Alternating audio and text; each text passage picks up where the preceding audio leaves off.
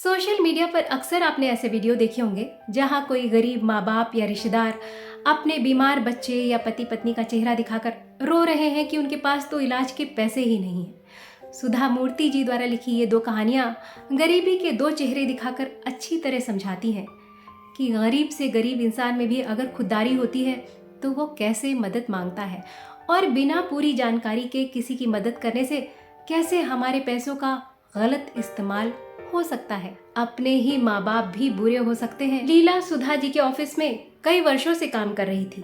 वो डस्टिंग, झाड़ू पोछा सारा काम चुपचाप करती थी। कभी कोई एक्स्ट्रा काम भी मिल जाए तो बिना शिकायत के करती थी।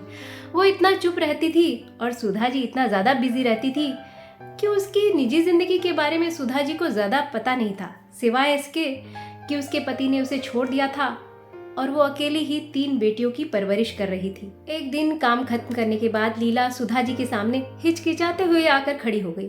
उसने एक गंदे कपड़े की पोटली सुधा जी के सामने रख दी और बोली, मैडम क्या आप मुझे 20,000 रुपए दे सकती हैं? सुधा जी ने उलझन में पड़ते हुए पूछा, क्या हुआ लीला, तुम्हें एक साथ इतने पैसों की क्या जरूरत है?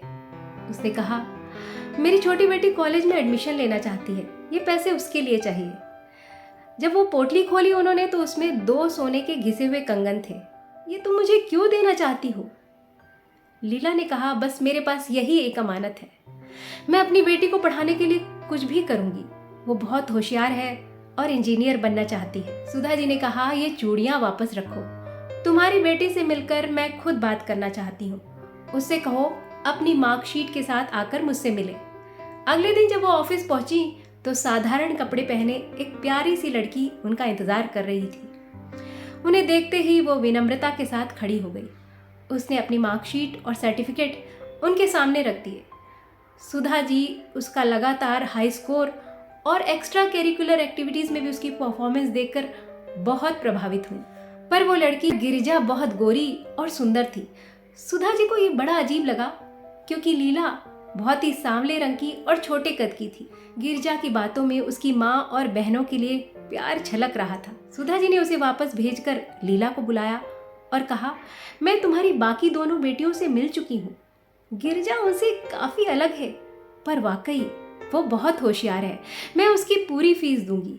ये कहकर जब वो अपना टेबल समेटने लगी तो लीला ने कहा, मैडम इससे पहले कि आप मेरी मदद करें, मैं आपको कुछ बताना चाहती हूँ। गिरिजा मेरी अपनी बेटी नहीं है, मैंने उसे गोद लिया है। सुधा जी को बड़ा आश्चर्य हुआ कि इतनी गरीबी और गोद लिया है।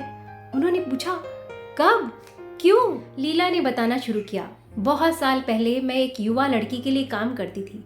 वो अकेले रहती थी, उसके माँ बाप अमेरिका में रहते थे। पढ़ाई खत्म करने के बाद उसे भी अमेरिका जाना था। मैं वहाँ खाना बनाती थी।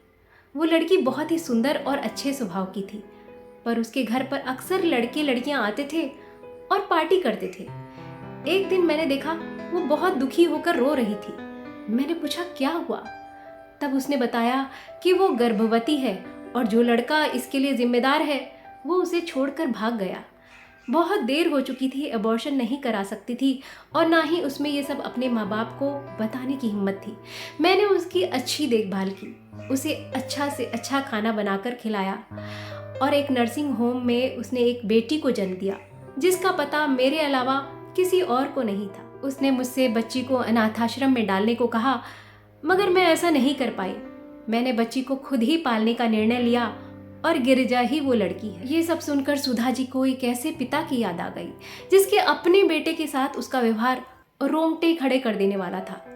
जहां लीला की गरीबी उसके साहस और दयालुता को कुचल नहीं पाई, वहीं एक दुर्भाग्यशाली बच्चा था सोमनाथ, जिसके अपने पिता की निर्दयता बिना प्रूफ, बिना पेपर्स के मदद मांगने वालों की सच्चाई सुनाता है। इन्फोसिस फाउंडेशन माँ बाप के हाथ में पैसा देने के बजाय उस हॉस्पिटल को पैसा देता है जहां मरीज का इलाज चल रहा हो। सिर्फ एक बार सुधा जी ने ऐसा नहीं किया, जिसके लिए वो बहुत पछताई। क्लर्क रमप्पा ऑफिस के रिसेप्शन पर खड़े होकर सुधा जी के सेक्रेटरी से ऊंची आवाज में बहस कर रहा था, जो कि उसे बिना अपॉइंटमेंट के अंदर नहीं आने दे रहा था। रमप्पा के बेटे को कैंसर हुआ था, जिसकी सर्जरी के लिए उसे 2 लाख रुपयों की जरूरत थी। क्लर्क होने के कारण इतने पैसों की वो अचानक व्यवस्था नहीं कर पा रहा था। ये सब सुनकर सुधा जी ने उसे अंदर बुला लिया। उसके मेडिकल पेपर्स देखकर सुधा जी ने कहा, इसके अलावा हॉस्पिटलाइजेशन का सबूत, बच्चे की hospital ID, pathological report, operation का एस्टिमेट हॉस्पिटल से लेकर आओ। इसके अलावा डॉक्टर का नाम भी बताओ ताकि हम उनसे बात कर सके। रमप्पा ने एक क्षण सोचा और कहा, ठीक है मैडम, सब कुछ कल लेकर आता हूँ। अगले दिन पेपर्स लाने के बजाय रमप्पा अपने बीमार बच्चे को हाथ से पकड़कर खींचता हुआ सुधा जी के ऑफिस ले आया, जिसे देखकर सुधा जी ने रमप्पा पर गुस्सा दिखाते हुए कहा, ये क्या किया तुमने? इस हालत में बच्चे को हाथ से पकड़कर खींचते हुए मेरे ऑफिस लाए हो? अरे मैंने तुमसे कहा था मुझे सिर्फ पेपर्स चाहिए। रमप्पा ने कहा, मैडम पेपर्स बनवाने में कुछ समय लग जाता, इसलिए मैं सबूत के तौर पर बच्चे को ही ले आया। बच्चा बहुत ज्यादा बीमार दिख रहा था, इसलिए पेपर्स की गैर मौजूदगी में भी सुधा जी ने 25,000 का चेक रमप्पा को दे दिया, जिसे देखकर रमप्पा ने कहा, मैडम क्या आप एक पत्र लिखकर दे सकती हैं कि ये पैसे आपने मुझे दिए, जिसे दिखाकर मैं बाकी देनदारों से भी पैसे ले सकता हूँ। आपका नाम देखकर दूसरे लोग भी जरूर मदद करेंगे। ऐसा करने में सुधा जी को कुछ भी गलत नहीं लगा और उन्होंने पत्र लिखकर रमप्पा को दे दिया। रमप्पा ने दिल से धन्यवाद दिया और कहा, ऑपरेशन के बाद वो आकर जरूर बताएगा कि कैसा हुआ ऑपरेशन। 1 साल बीत गए, रमप्पा नहीं आया। जब ऑडिटर्स ने अपना काम शुरू किया तब सुधा जी को पता चला कि ना तो रमप्पा खुद आया और ना ही उसने हॉस्पिटल में ऑपरेशन की कोई रसीद जमा करी। जिस हॉस्पिटल में ऑपरेशन होना था वहां फोन करके पता किया तो पता चला कि पिछले साल वहां सोमनाथ नाम के किसी बच्चे का ऑपरेशन नहीं हुआ। सुधा जी ये सोचकर दुखी हो गई कि शायद रमप्पा और पैसे जमा नहीं कर पाया, इसलिए उसके बच्चे का ऑपरेशन नहीं हो पाया। रमप्पा ने ऑफिस में जो अपना एड्रेस दिया था वहां जाकर सुधा जी ने खुद उससे मिलने का मन बनाया। जब वो वहां पहुंची तो उस एड्रेस पर एक 3 मंजिला आधुनिक स्टाइल की इमारत खड़ी थी, जिसमें कि ताला लगा हुआ था। इतनी दूर आकर सुधा जी बिना किसी जानकारी के नहीं जाना चाहती थी, इसलिए उन्होंने उस इमारत के बगल वाले घर का दरवाजा खटखटाया। एक बूढ़ी औरत ने दरवाजा खोला, जो अजनबी होने के बावजूद बहुत खुलकर बात कर रही थी। सुधा जी ने पूछा, ये रमप्पा और सोमनाथ कहाँ है? उसने कहा, सोमनाथ की 6 महीने पहले मृत्यु हो गई।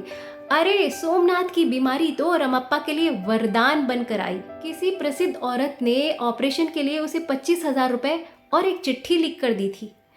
वो सोमनाथ को अपने कंधे पर लाद कर जाता और वो चिट्ठी दिखाकर लोगों से पैसे मांगता। उसने 8 लाख रुपए जमा किए। ऑपरेशन तो करवाया नहीं, उल्टे अपना नया घर बनवा लिया और ऑटो का बिजनेस शुरू किया। बेचारा सोमनाथ, उसने बहुत दर्द सहा और घर पर ही चल बसा। ईश्वर रमप्पा को कभी माफ नहीं करेगा। ये सब सुनकर कार की तरफ जाते हुए सुधा जी की आंखें भर आईं। उन्होंने सोचा, शुक्र है इस संसार में लीला जैसे लोग भी हैं, जो गरीबी के बावजूद लोगों का दर्द और परेशानी कम करने की ताकत रखते हैं। दोस्तों, किसी की मदद करना शौक नहीं, जिम्मेदारी होती है। बिना पूरी जानकारी के किसी की मदद करने से हमारे पैसों का गलत इस्तेमाल हो सकता है।